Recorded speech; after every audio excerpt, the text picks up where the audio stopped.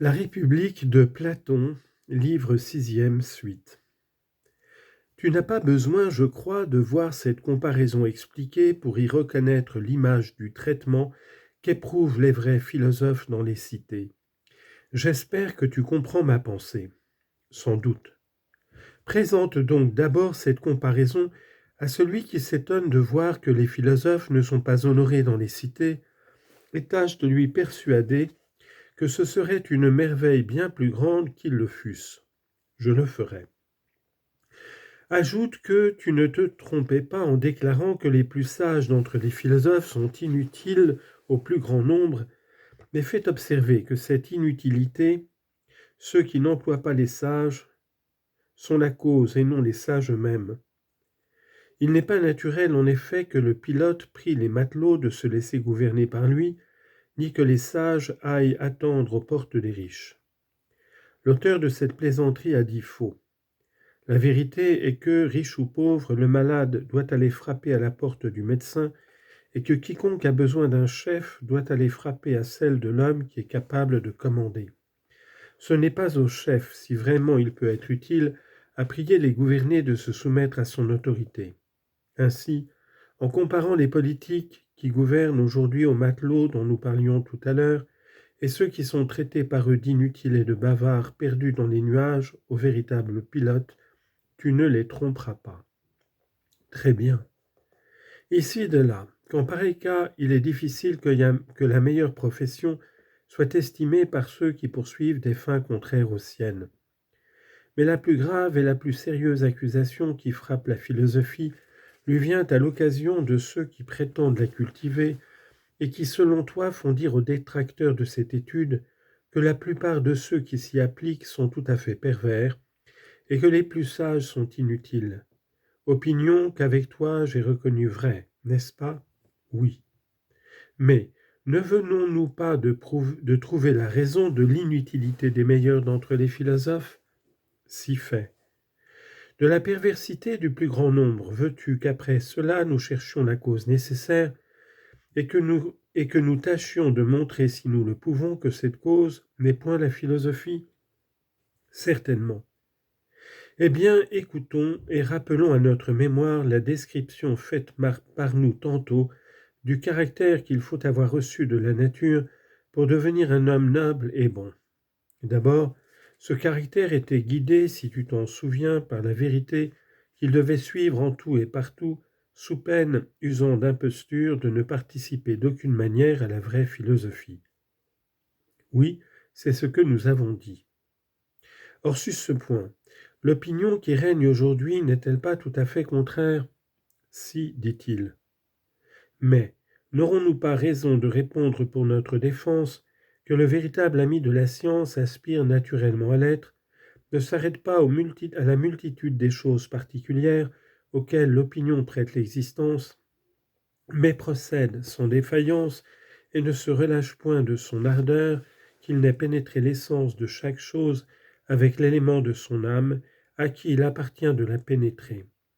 Cela appartient à l'élément apparenté à cette essence.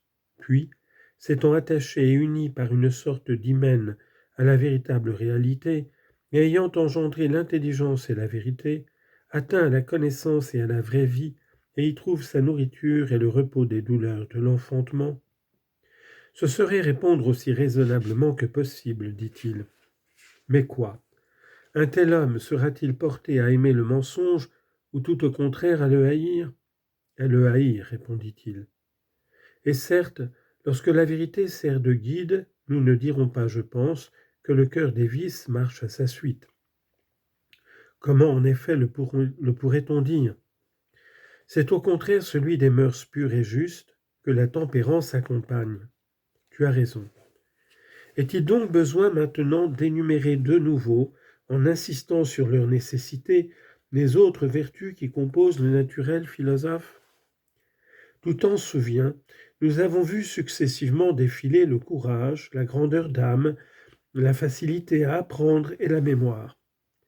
Alors tu nous objecteras que sans doute tout homme serait forcé de convenir de ce que nous disions, mais que, laissant de côté les discours et portant ses regards sur les personnages en question, il dirait qu'il voit bien que les uns sont inutiles et la plupart d'une perversité accomplie. Cherchant la cause de cette accusation, nous en sommes venus à examiner pourquoi la plupart des philosophes sont pervers, et voilà ce qui nous a obligés à reprendre encore une fois la définition du naturel des vrais philosophes. C'est bien cela. Nous devons maintenant considérer les dégradations de ce naturel, comment il se perd chez le plus grand nombre, comment il n'échappe à la corruption que chez quelques-uns, ce qu'on appelle non pas pervers mais inutiles. Nous considérerons ensuite celui qui affecte de l'imiter et s'attribue son rôle.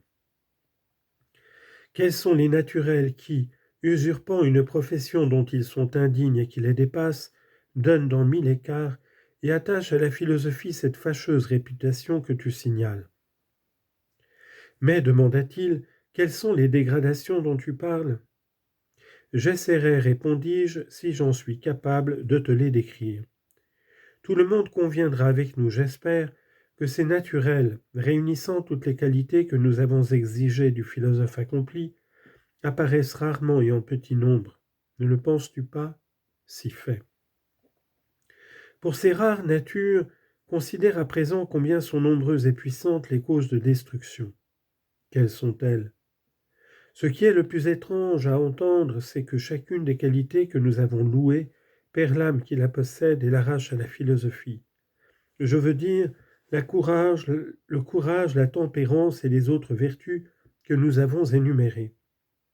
C'est bien étrange à entendre, avoua-t-il.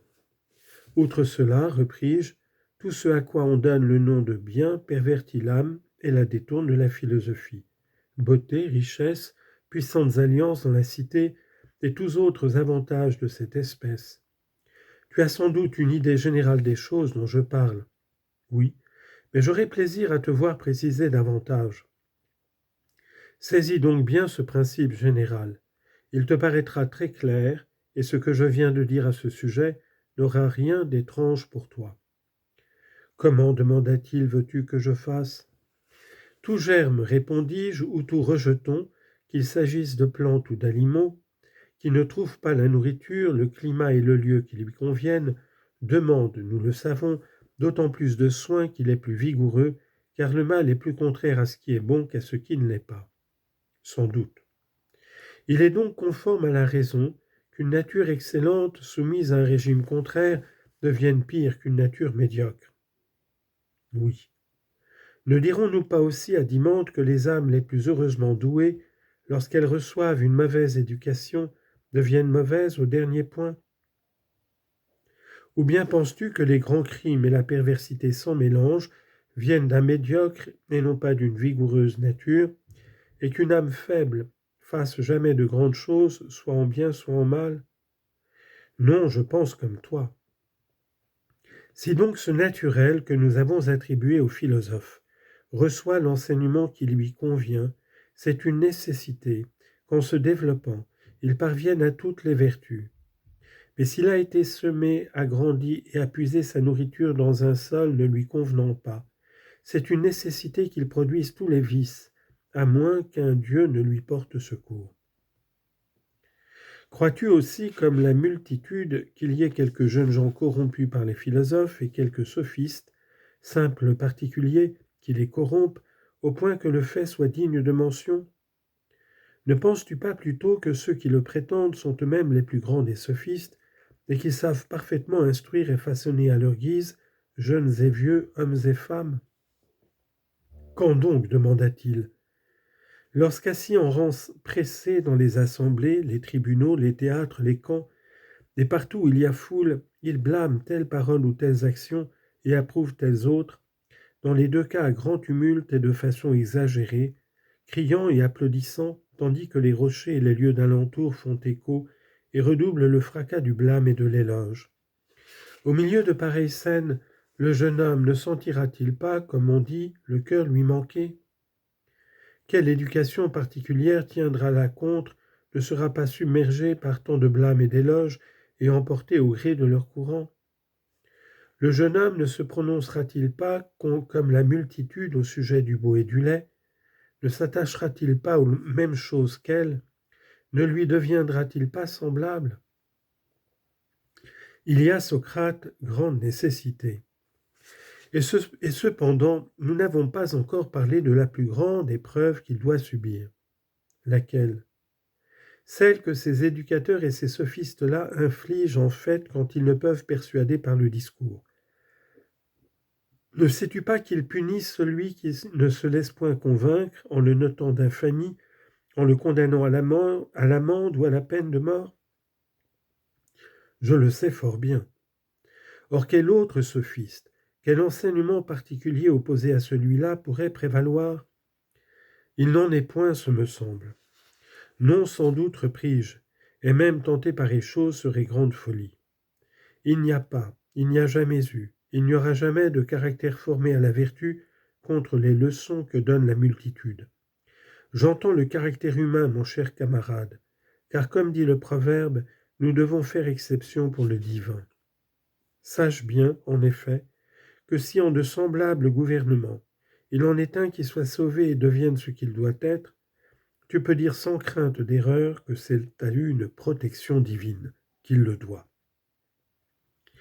Aussi bien ne suis-je pas d'un avis différent. Alors tu pourrais être encore de mon avis sur ceci. Sur quoi? Tous ces particuliers mercenaires que le peuple appelle sophistes et regarde comme ses rivaux n'enseignent pas d'autres maximes que celles que le peuple lui-même professe dans ses assemblées. Et c'est là ce qu'ils appellent sagesse. On dirait un homme qui, après avoir observé les mouvements instinctifs et les appétits d'un animal grand et robuste, par où il faut l'approcher et par où le toucher, quand et pourquoi il s'irrite ou s'apaise, quel cri il a coutume de pousser en chaque occasion, et quel ton de voix l'adoucit ou l'effarouche, après avoir appris tout cela par une longue expérience, l'appellerait sagesse, et l'ayant systématisé en une sorte d'art, se mettrait à l'enseigner, bien qu'il ne sache vraiment ce qui, de ses habitudes et de ses appétits, est beau ou laid, bon ou mauvais, juste ou injuste, se conformant dans l'emploi de ces termes aux instincts du grand animal, appelant bon ce qui le réjouit et mauvais ce qui l'importune, sans pouvoir légitimer autrement ses qualifications, nommant juste et beau le nécessaire parce qu'il n'a pas vu et n'est point capable de montrer aux autres combien la nature du nécessaire diffère en réalité de celle du bon. Un tel homme, par Zeus, ne te semblerait-il pas un étrange éducateur? Certes, dit-il,